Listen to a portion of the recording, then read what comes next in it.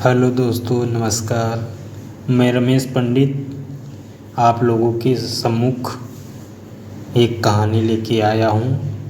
अगर कहानी अच्छी लगे तो वीडियो को लाइक और चैनल को सब्सक्राइब ज़रूर करें। तो चलिए आज की कहानी सुनते हैं।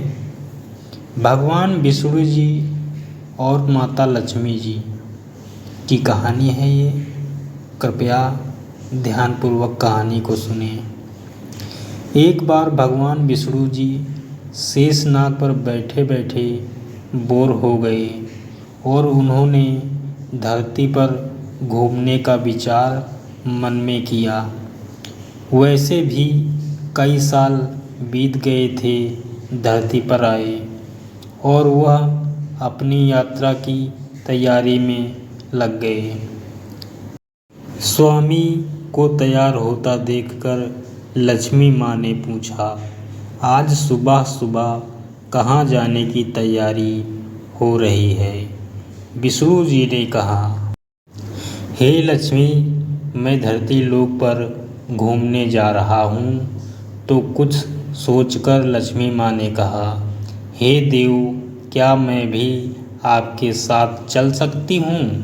भगवान विष्णु ने 2 पल सोचा, फिर कहा, एक शर्त पर।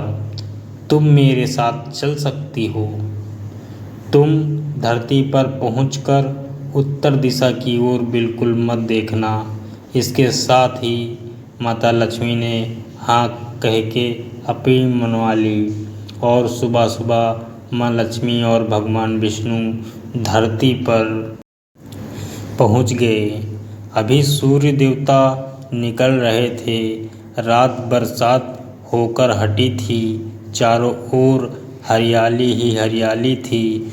उस समय चारों ओर बहुत शांति थी और धरती बहुत ही सुंदर दिख रही थी और माँ लक्ष्मी मंत्रमुग्ध होकर धरती को देख रही थी और भूल गई कि पति को क्या वचन देकर आई है और चारों ओर देखती हुई कब उत्तर दिशा की ओर देखने लगी, पता ही नहीं चला।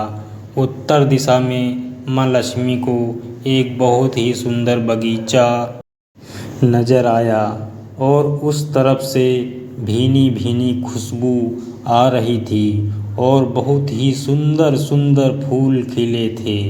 यह एक फूलों का खेत था और माँ लक्ष्मी बिना सोचे समझे उस खेत में गई और एक सुंदर सा फूल तोड़ लाई।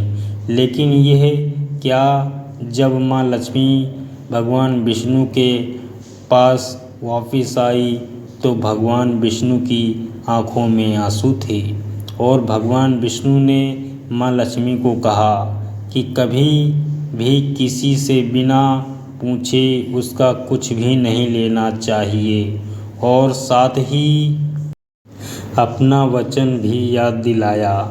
माँ लक्ष्मी को अपनी भूल का पता चला तो उन्होंने भगवान विष्णु से इस भूल की माफ़ी मांगी। तो भगवान विष्णु ने कहा कि जो तुमने भूल की है उसकी सज़ा तो तुम्हें ज़रूर मिलेगी। जिस माली के खेत से तुम बिना पूछे फूल तोड़ा है, यह एक प्रकार की चोरी है। इसलिए अब तुम 3 साल तक माली के घर नौकर बनकर रहो। उसके बाद मैं तुम्हें बैकुंठ में वापस बुलाऊंगा। माँ लक्ष्मी ने चुपचाप सर झुकाकर हाँ कर दी। फिर माँ लक्ष्मी एक गरीब औरत का रूप धारण करके उस खेत के मालिक के घर गई। घर क्या, एक झोपड़ा था और मालिक का नाम माधव था। माधव की बीवी 2 बेटे और 3 बेटियां थीं। सभी उस छोटे से खेत में काम करके किसी तरह से गुजारा करते थे। माँ लक्ष्मी जब एक साधारण और गरीब औरत बनकर जब माधव के झोपड़े पर गई तो माधव ने पूछा, बहन तुम कौन हो और इस समय तुम्हें क्या चाहिए? तब माँ लक्ष्मी ने कहा, मैं एक गरीब औरत हूँ, मेरी देखभाल करने वाला कोई नहीं, मैंने कई दिनों से खाना भी नहीं खाया, मुझे कोई भी काम दे दो, साथ में मैं तुम्हारे घर का काम भी कर दिया करूँगी। बस मुझे अपने घर में एक कोने में आसरा दे दो। माधव बहुत ही अच्छे दिल का मालिक था। उसे दया आ गई, लेकिन उसने कहा, बहन, मैं तो बहुत ही गरीब हूँ, मेरी कमाई से मेरे घर का खर्च मुश्किल से चलता है, लेकिन अगर मेरी 3 की जगह 4 बेटियां होती तो फिर भी गुजारा करना था। अगर तुम मेरी बेटी बनकर जैसा रूखा सूखा हम खाते हैं उसमें खुश रह सकती हो तो बेटी बनकर अंदर आ जाओ। माधव ने माँ लक्ष्मी को अपने झोपड़े में शरण दे दी। फिर माँ लक्ष्मी 3 साल उस माधव के घर पर नौकरानी बनकर रही। जिस दिन माँ लक्ष्मी माधव के घर आई थी, उससे दूसरे दिन ही माधव को इतनी आमदनी हुई, फूलों से कि शाम को एक गाय खरीद ली। फिर धीरे धीरे माधव ने काफ़ी ज़मीन खरीद ली और सबने अच्छे अच्छे कपड़े भी बनवा लिए और फिर एक बड़ा पक्का घर भी बनवा लिया। बेटियों और बीवी ने गहने भी बनवा लिए और अब मकान भी बहुत बड़ा बनवा लिया था। माधव हमेशा सोचता था कि मुझे यह सब इस महिला के आने के बाद मिला है। इस बेटी के रूप में मेरी किस्मत आ गई है मेरी। और अब 2-4 साल बीत गए थे, लेकिन माँ लक्ष्मी अब भी घर में और खेत में काम करती थी। एक दिन माधव जब अपने खेतों से काम खत्म करके घर आया तो उसने अपने घर के सामने द्वार पर एक देवी स्वरूप गहनों से लदी एक औरत को देखा।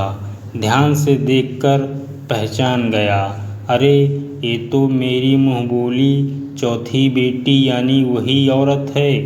और पहचान गया कि ये तो माँ लक्ष्मी है। अब तक माधव का पूरा परिवार बाहर आ गया था और सब हैरान होकर माँ लक्ष्मी को देख रहे थे।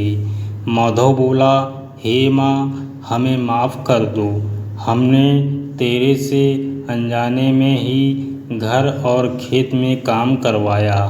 हे माँ, ये कैसा अपराध हो गया है, माँ हम सबको माफ़ कर दें। अब माँ लक्ष्मी मुस्कुराई और बोली, हे माधव, तुम बहुत ही अच्छे और दयालु व्यक्ति हो। तुमने मुझे अपनी बेटी की तरह से रखा, अपने परिवार के सदस्य की तरह से। इसके बदले मैं तुम्हें वरदान देती हूँ कि तुम्हारे पास कभी भी खुशियों की और धन की कमी नहीं रहेगी। तुम्हें सारे सुख मिलेंगे जिसके तुम हकदार हो। और फिर माँ अपने स्वामी के द्वारा भेजे रथ में बैठकर बैकुंठ चली गई। दोस्तों,